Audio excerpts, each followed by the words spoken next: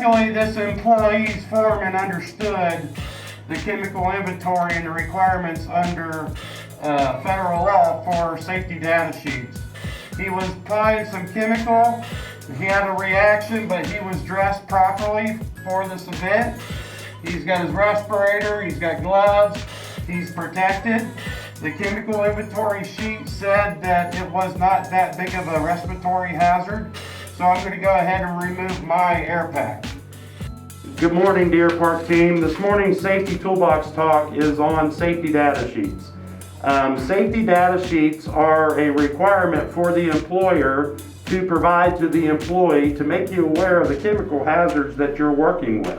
In 1970, President Nixon signed into law the OSHA Act. Under the OSHA Act, employees have 4 basic rights when it comes to employment.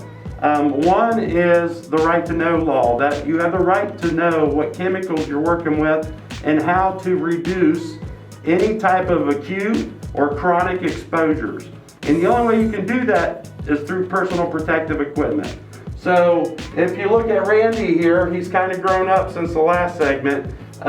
He's got all the personal protective equipment that's required under this particular SDS sheet.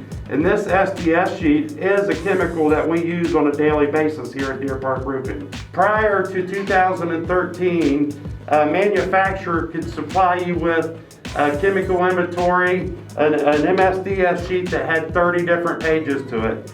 Now it's very specific, and there's 16 bullet points for every chemical that you use in the workplace. But as a first responder and as a safety professional, I go straight to first aid and protective equipment that is required for a chemical. So if you look at the chemicals we use here at Deer Park Roofing, look at the safety data sheet. It tells you exactly what you need to protect yourself from that chemical. Under the OSHA Act, you also have the responsibility and the right to make your workplace a healthy, safety workplace, and you do that through the Safety Committee. The Safety Committee is the legislative branch, per se, of a company. So through the Safety Committee is where policies and procedures when it comes to health and safety for your company are adopted and then eventually enforced.